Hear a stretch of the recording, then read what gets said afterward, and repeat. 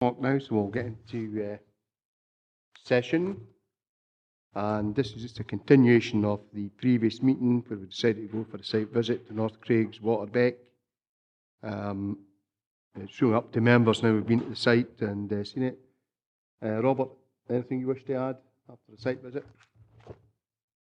Chair, just for the purpose of the record, the site visit, as you say, was undertaken this afternoon at 12 o'clock. I attended as independent advisor to the local review body, together with the local review body clerk, Lucy Irons-Young, yourself as chair, and councillors Carruthers, Thompson and McComb, who are also present at the meeting today.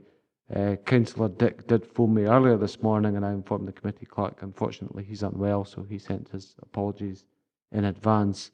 Also present at the site meeting was Mr. McCall on behalf of the applicant, acting as his professional agent. We spent approximately half an hour there just looking at the site, and members were quite happy with what they saw. Thank you very much, Robert. I'll open up to members. Well, Chairman, if you could just remind me where we are in the process and just outline how we go forward from here, please. I wonder if you could just remind me where we are in the process. I think we stopped, said we didn't have enough information. We decided to take a site visit. Just if that's the case, was that the case, and how we move forward, progress from this point in time? Have we got enough information and so on? Have we got a summation of where we were? So where we were was, back to the minutes, this is item 6 on the agenda of the local review body meeting of the 3rd of March.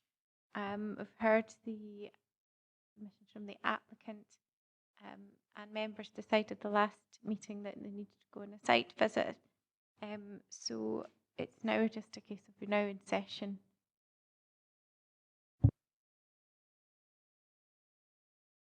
Ian? Okay then, thanks. Well, listen, firstly, thanks for everybody for having the site visit in the first place. For me, it was certainly helpful. I think it put it into context, the local geographics, with what potential the residential availability of residential units that are available in that area. I suppose, I mean, when I've come away from it, I suppose as councillors we bring practical experience to these committees as well. Not here as a professional planner or a planning expert or a qualified planner in any way, shape or form. Here as a member of the council and decision maker when it comes to the local review body looking at that.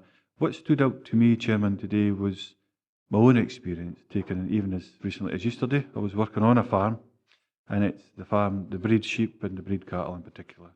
And as it stands, the working family that are there who own the farm, they're walking about. It's like the living dead when you walk there. And that's because they're 24/7. They're walking about. They're really there like zombies. And to try and put that into context, what I found today was how difficult that must be if you want. And they live on site. They're there. They stay all the time. How difficult that must be when you're not on site.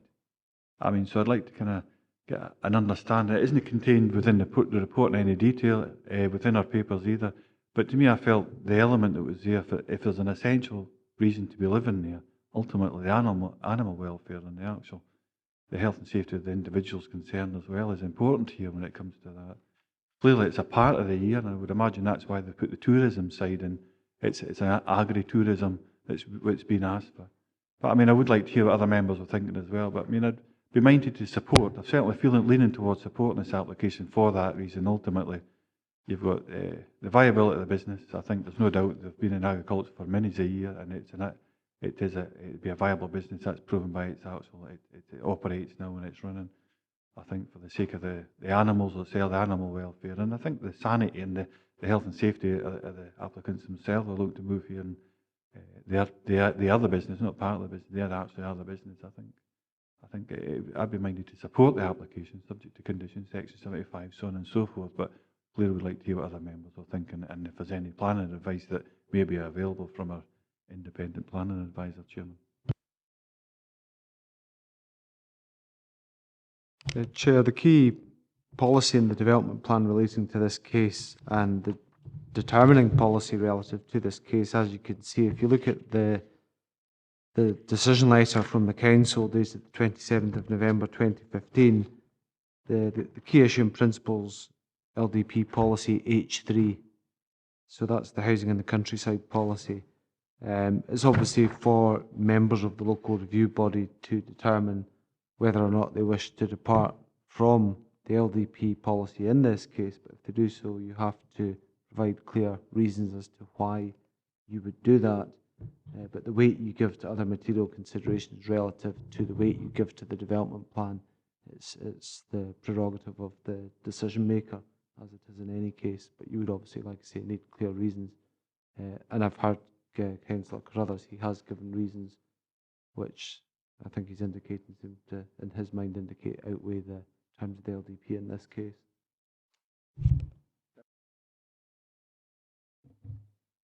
Thank you, Chair.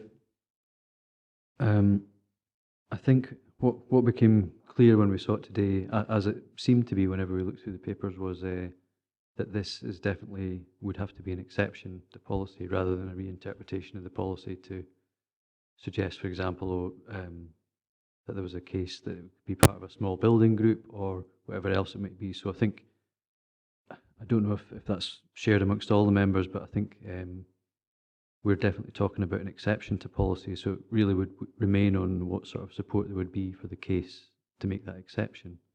And from what I've seen, I'm not I'd need to hear what everybody else thinks, really, because I'm not entirely convinced from what was before us. Thanks, Chair.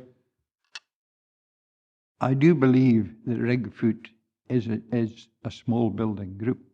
There are 3 dwelling houses, occupied dwelling houses there, and I think the spacing between the houses would be sufficient to say that there is a small nub of settlement there. There may be a problem with the site which is suggested. It could be argued that it is ribbon development, but the applicant indicated that they wished to have an agri-tourism business. Well, we saw evidence of the agri side of this, the sheep which were in the pasture there. The agricultural side, I think, would only constitute about 20%, 20 to 25% of the labour requirement. The absence of a labour requirement submission is a bit of a problem, but certainly it would be a very acceptable location for bed and breakfast. I've no doubt about that. It is not an easy application to decide.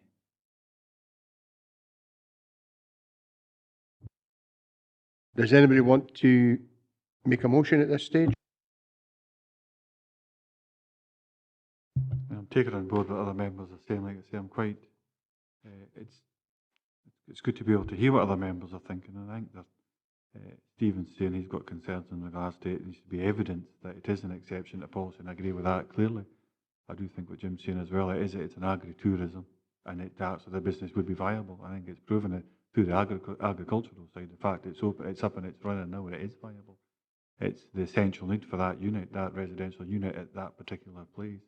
And it comes back to, I suppose, like I say, Chairman, put my own personal experience, life's experience, not just this week, but weeks and years gone by.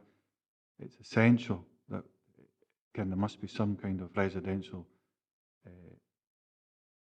unit, apartment, whatever it may be. Some have took to caravans in all sorts of different ways, but clearly I would like to see encouraging rural business. I didn't want to deter it in any way, but it's we have policies. So the exception it would be that it's for the sake of and take advice, obviously, like I say, if this is competent or not in regards to maybe from an independent planner.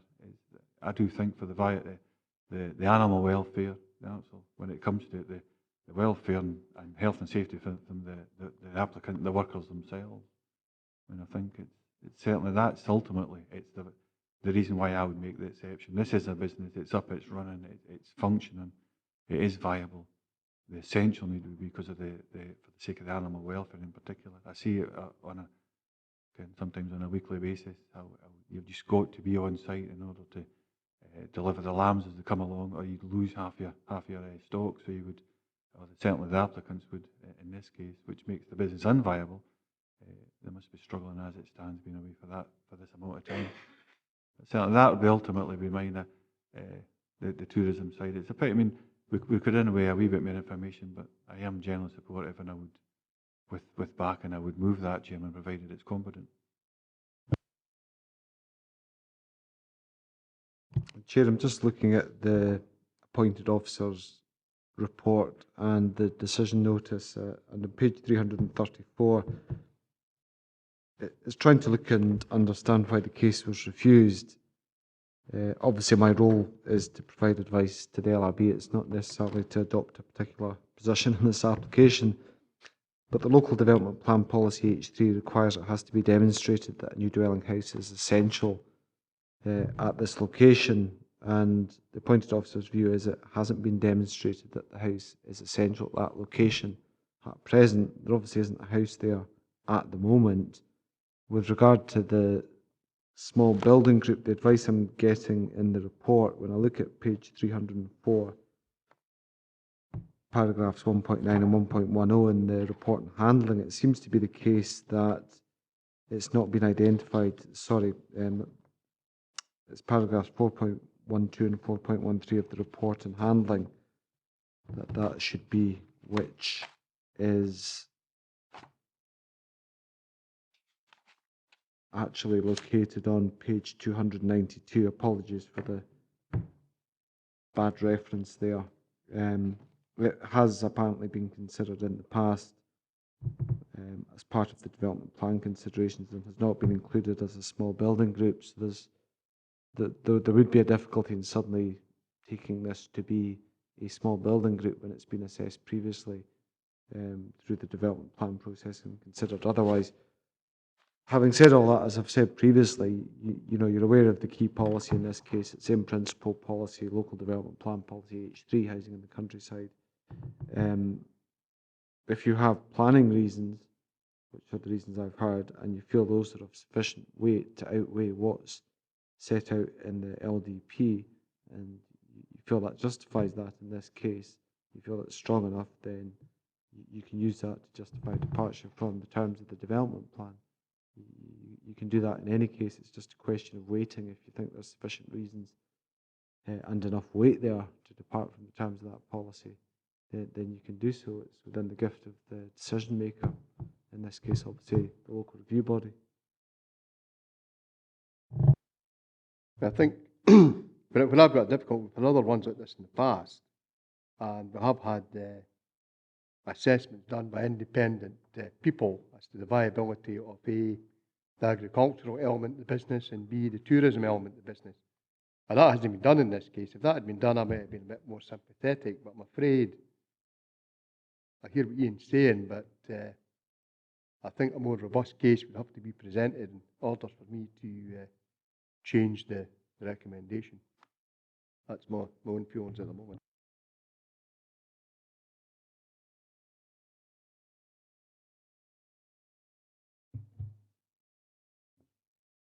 Yeah, I mean, I think there's an argument, but I don't think there's a substantial case to go against the recommendation, the refusal.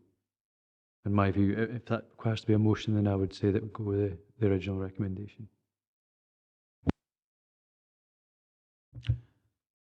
I accept the fact that from an animal husbandry point of view, it is much better to be on site. You can observe what is happening with the animals rather than living 5 or 10 miles away. If something does happen, you can there is a greater likelihood that you will be aware of it and be able to respond timeously. Whether it is essential is another matter. And I honestly don't think sufficient labour information has been supplied here.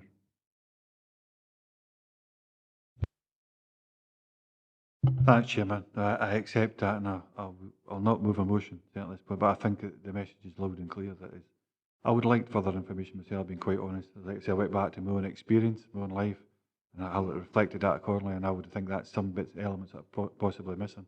But I think Jim summed it up well, which is both the animal husbandry, but as well as that, the agri-tourism side, the tourism side needs to be fleshed out a bit further as well. Thanks, Chairman.